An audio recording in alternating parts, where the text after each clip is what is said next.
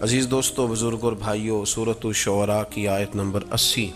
حضرت ابراہیم علیہ السلام اپنے زمانے کے کفار کے ساتھ گفتگو کر رہے تھے تو فرمانے لگے، قرآن مجید نے اس کا بیان فرمایا کہ وَإِذَا مَرِضْتُ فَهُوَ يَشْفِينِ، فرمایا جب بھی میں بیمار ہوتا ہوں تو میرا رب مجھے شفا عطا فرماتا ہے۔ انسان پر جتنے بھی امراض کا غلبہ ہوتا ہے وہ اللہ کی حکمت کا تقاضا ہوتے ہیں۔ نبی پاک صلی اللہ علیہ وسلم نے ارشاد فرمایا کہ بیماری متعدی نہیں ہوتی، ایک سے دوسرے کو نہیں لگتی جب تک کہ اللہ نہ چاہے۔ عرض کیا، یا رسول اللہ صلی اللہ تعالی علیہ وسلم، میرے اونٹ کو اس اونٹ سے خارش پڑ گئی، تو حضور نے فرمایا اس کو کہاں سے پڑی تھی؟ آپ سمجھیے گا میری بات کو، سرکار کا سوال دیکھیے، یا رسول اللہ میرے اونٹ کو اس اونٹ سے خارش پڑی، تو فرمایا اس کو کہاں سے پڑی تھی؟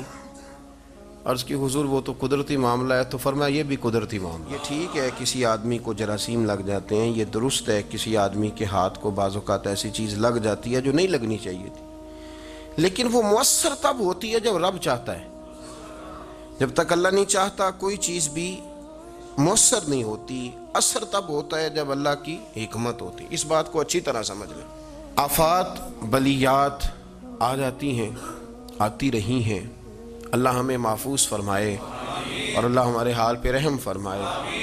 یہ پہلے بھی کئی امراض آئے، طاعون کا مرض پھیل جایا کرتا تھا، نبی کریم صلی اللہ علیہ وسلم نے اس کے بارے میں کئی چیزیں بڑی وضاحت کے ساتھ بیان فرمائیں۔ تو آفات آ جایا کرتی ہیں۔ ہمارا ماحول یہ بن گیا کہ افراط و تفریط بہت زیادہ ہے۔ کچھ لوگ ہیں جو کہتے ہیں کہ احتیاط کا معنی یہ ہے کہ بس احتیاط ہی سے سارا کچھ بنے گا۔ کچھ لوگ ایسے ہیں وہ کہتے ہیں احتیاط کیا ہوتی ہے، چھوڑیں اللہ نے کرنا جو کرنا ہے۔ یہ دونوں باتیں افراط و تفریط ہیں۔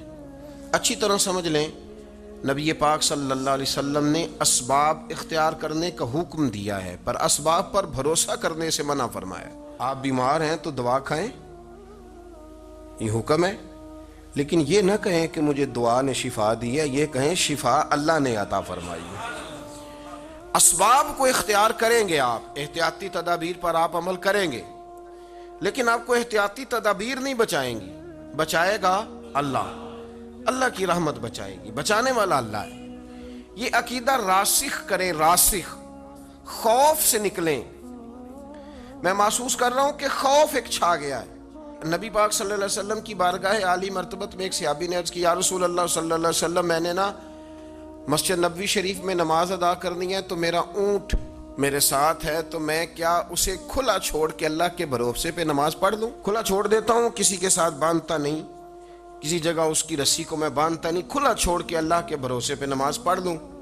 تو نبی پاک صلی اللہ علیہ وسلم نے جو بات ارشاد فرمائی وہ بس سمجھ لیں آپ، تو بہت ساری باتیں ویسے ہی واضح ہو جائیں گی۔ حضور نے فرمایا اونٹ کو باندھو، پہلے اونٹ کو باندھو، کسی میخ کے ساتھ، کسی قلعے کے ساتھ، کسی جگہ اسے باندھو۔ فرمایا جب باندھ لو نا، اب بھروسہ اللہ پہ کرو۔ بھروسہ اس قلعے پر، اس میخ پر، اس درخت کے ساتھ نہیں جس پر تم نے باندھا ہے، باندھا اس کے ساتھ ہے، اور بھروسہ اللہ۔ اس کو سمجھ لیں۔ آپ ہاتھ بھی دھوئیں، ہاتھ تو ویسے ہی دھونے چاہیے۔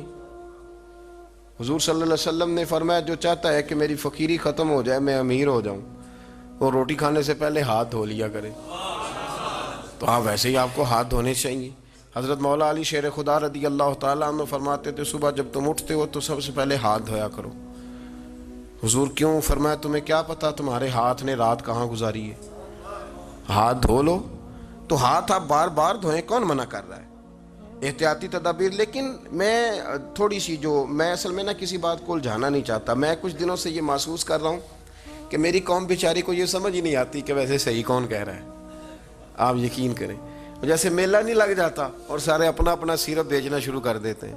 کوئی کہتا ہے شربت میرے والا اچھا ہے، تو کوئی کہتا ہے میں نے تخم لنگا زیادہ ڈالی ہے تو میرا زیادہ ٹھنڈا ہے۔ آپ یقین کریں ایسی ایسی باتیں سننے کو ملتی، وہ جی نہیں یہ کچھ بھی نہیں ہے، یہ تو ہماری حکومت امریکہ سے پیسہ لینا چاہتی ہے تو اس لیے ڈھونگ رچایا، کوئی شے نہیں۔ آپ کیسی بات کر رہے ہیں؟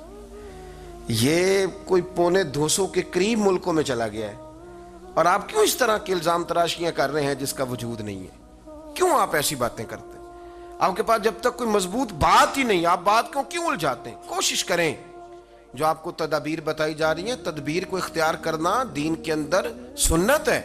کوئی منع نہیں ہے، آپ تدبیر اختیار کریں، ہاتھ کو دھوئیں، بلکہ میرا مشورہ یہ ہے کہ مسواک کریں بار بار، اور یہ حدیث ذہن میں رکھ کے کریں کہ نبی پاک علیہ السلام نے فرمایا سوائے موت کے مسواک میں اللہ نے ہر بیماری کی شفا رکھی ہوئی۔